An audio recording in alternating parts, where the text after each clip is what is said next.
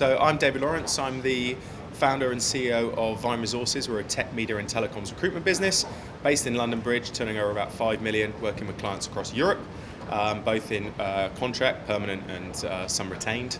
Obviously I've come along for the event with Terry and it's been fantastic. I think there's some really good learning points that I can take straight back to my business. Obviously particularly some highlights there around perhaps the landing page implementation and some of the advanced things that you can do around customized audiences.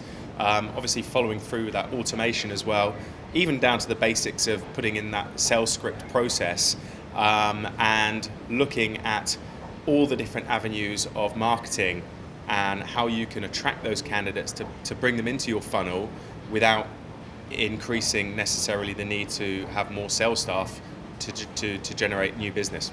I would recommend the competitors. I mean, at the end of the day, for me, it's all about execution.